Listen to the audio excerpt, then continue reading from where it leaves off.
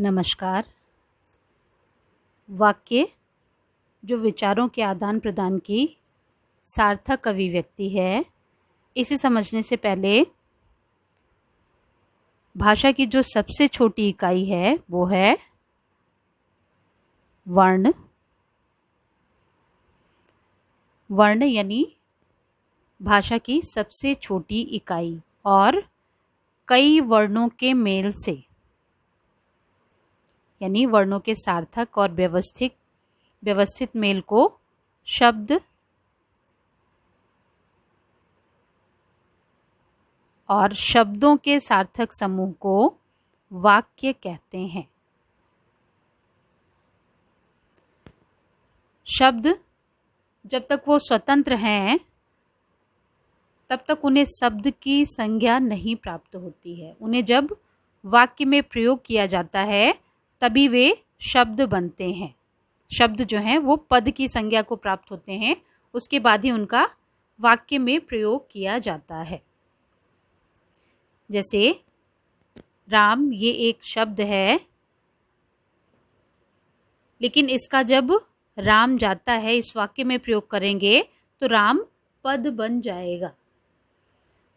और वाक्य यानी शब्दों का जो सार्थक और व्यवस्थित समूह है वो उसके दो मुख्य भेद हैं। पहला अर्थ के आधार पर और दूसरा रचना के आधार पर, क्योंकि वाक्य का प्रयोग जो है वो अर्थ अथवा रचना के आधार पर ही होता है। तो वाक्य का पहला भेद है अर्थ के आधार पर, और अर्थ के आधार पर वाक्य के मुख्य रूप से 8 भेद होते हैं। पहला विधानवाचक वाक्य, जिसमें कोई भी वाक्य एक निश्चित विधि विधान के माध्यम से प्रकट किया जाता है। दूसरा निषेधवाचक वाक्य, यानी अन्य शब्दों में कहें तो इसे नकारात्मक वाक्य भी कह सकते हैं। तीसरा प्रश्नवाचक वाक्य, जिसमें प्रश्न पूछने की प्रक्रिया हो, यानी जो वाक्य है वो प्रश्नात्मक हो, उसे प्रश्नवाचक वाक्य कहते हैं। चौथा आज्ञावाचक वाक्य, जिसमें आज्ञा देने या आज्ञावाचक या आज्ञार्थक वाक्य भी इसे कहते हैं, यानी जिसमें आज्ञा देने का भाव हो उसे आज्ञावाचक वाक्य कहते हैं। इच्छावाचक वाक्य अथवा इच्छार्थक वाक्य, यानी जिसमें कर्ता को उस कार्य करने की इच्छा है उसे इच्छावाचक वाक्य कहते हैं। विस्मयवाचक वाक्य, यानी आश्चर्य को प्रकट करने वाले, जिससे व्यक्ति को विस्मय का भाव बोध हो, वो हैं विस्मयवाचक वाक्य। सातवां संदेहवाचक, यानी जिस कार्य के वाक्य में कार्य के होने में संदेह का भाव प्रकट हो उसे संदेहवाचक वाक्य कहते हैं। और आठवां संकेतवाचक वाक्य, यानी जिसमें कार्य के होने की प्रक्रिया का संकेत हो उसे संकेतवाचक वाक्य कहते हैं। और अब हम अर्थ के आधार पर इन 8 वाक्य भेद को विस्तृत रूप से समझते हैं। पहला विधानवाचक वाक्य, जिन वाक्यों में किसी क्रिया वस्तु की स्थिति यानी उसकी अवस्था के करने या होने अथवा किसी सूचना या संदेश का सामान्य और सकारात्मक कथन होता है। यानी विधानवाचक वाक्य नकारात्मक कभी नहीं हो सकते। ये इसलिए इसे सकारात्मक वाक्य भी कहते हैं। इसे विधानवाचक, क्योंकि ये एक निश्चित विधि विधान से ये वाक्य पूर्ण होते हैं, इसलिए इसे विधानवाचक, विधानार्थक अथवा सकारात्मक वाक्य भी कहते हैं।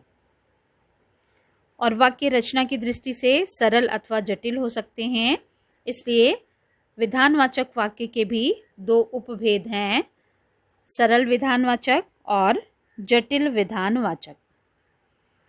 सरल विधानवाचक में जैसे हमारे परिवार में,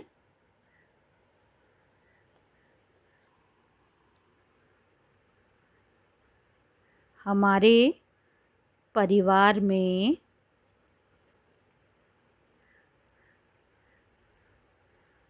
चार सदस्य हैं।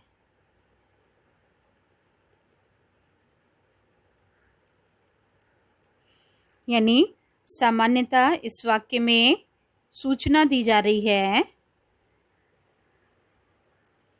इसलिए ये सरल विधानवाचक वाक्य है।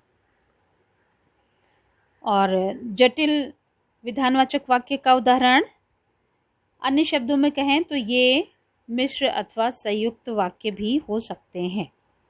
जैसे राधा गाती है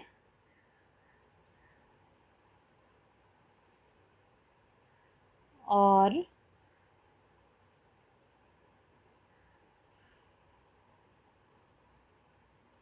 श्याम मुरली बजाता है।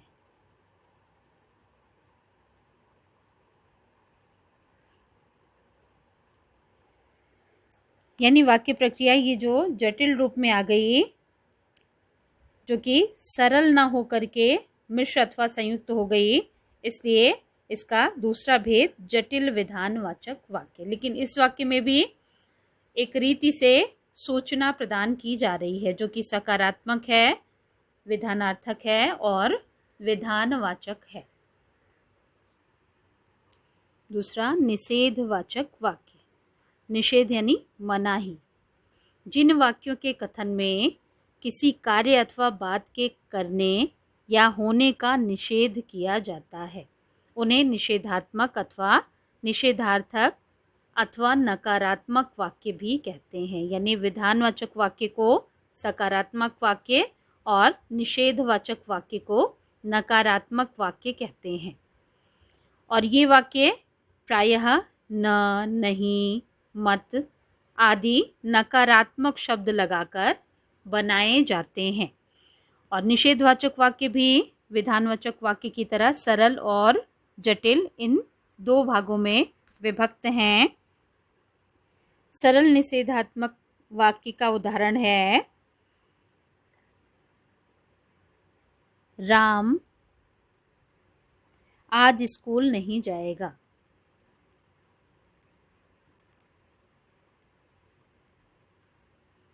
नहीं जाएगा यानी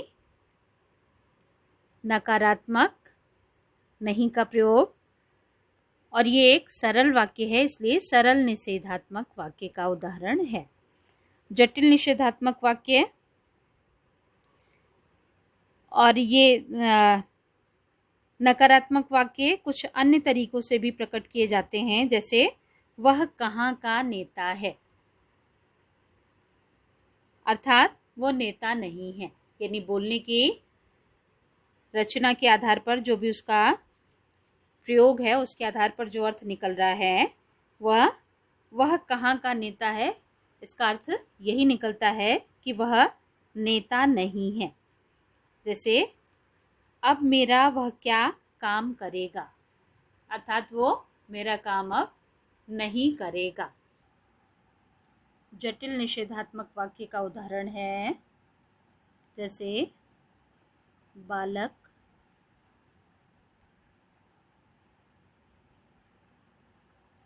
ना खाता है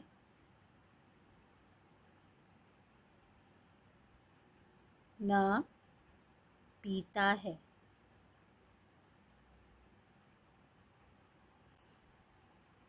ये वाक्य दो सरल वाक्यों को बता रहा है, इसलिए ये वाक्य जटिल वाक्य में बदल गया। बालक न खाता है न पीता है, यानी दो वाक्य इसमें हो गए, इसलिए ये जटिल और निषेधात्मक वाक्य का उदाहरण है।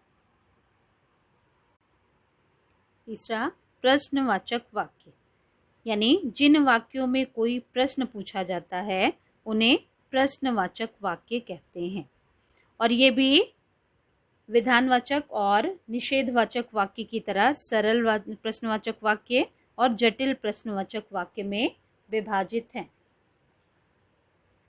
सरल प्रश्नवाचक वाक्य का उदाहरण है क्या राम का दाखिला हो गया? क्या राम का दाखिला यानी एडमिशन हो गया? ये वाक्य कहने पर समझ में आ रहा है कि इसमें प्रश्न पूछा जा रहा है कि हुआ या नहीं। इसलिए जिन वाक्यों में कोई प्रश्न पूछा जाए उसे प्रश्नवाचक वाक्य कहते हैं। और जटिल प्रश्नवाचक वाक्य का उदाहरण है, आपका स्वास्थ्य ठीक है, फिर काम पर क्यों नहीं? आपका स्वास्थ्य ठीक है,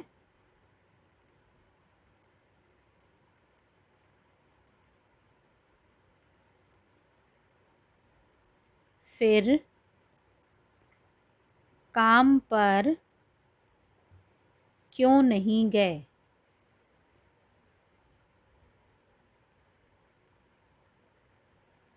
यानी ये प्रश्न पूछा जा रहा है कि स्वस्थ होने की अवस्था में भी आप काम पर क्यों नहीं जा रहे हैं। इसलिए ये जटिल वाक्य का उदाहरण है। इसमें दो सरल वाक्य यानी ये जटिल प्रश्नवाचक वाक्य का उदाहरण है। चौथा, आज्ञावाचक वाक्य यानी जिन वाक्यों में आज्ञा, आदेश, निर्देश, चेतावनी, विनय या प्रार्थना का भाव प्रकट हो उसे आज्ञावाचक या आज्ञार्थक वाक्य कहते हैं। सरल आज्ञावाचक वाक्य के उदाहरण जैसे चुप रहो,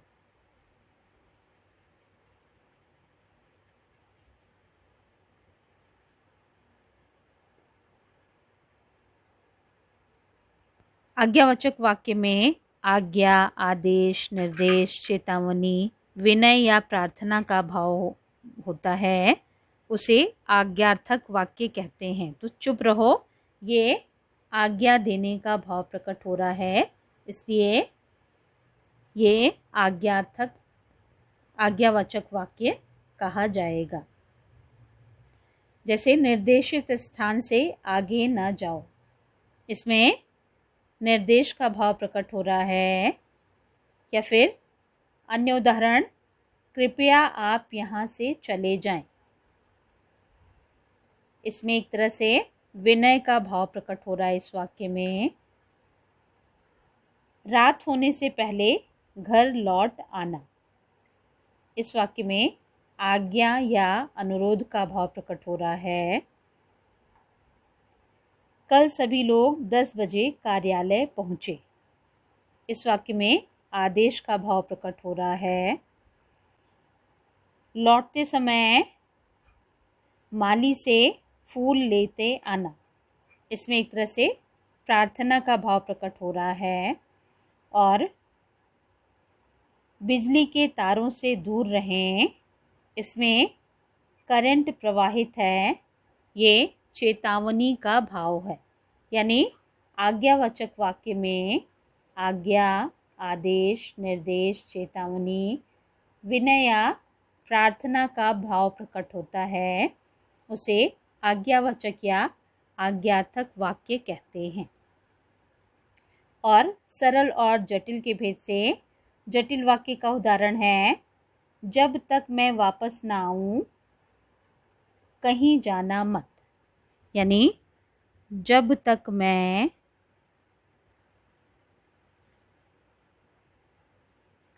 वापस ना आऊं कहीं जाना मत। यानी ये वाक्य जटिल है क्योंकि दो सरल वाक्यों का समूह है, इसलिए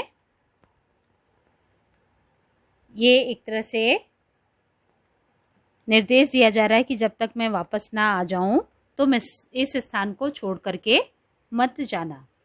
और इसके मुख्य 8 भेद हैं। इस वीडियो में हम लोग केवल 4 भेद को ही पढ़ रहे हैं। इसका दूसरा पार्ट जिसमें आगे के 4 भेदों को बताया जाएगा।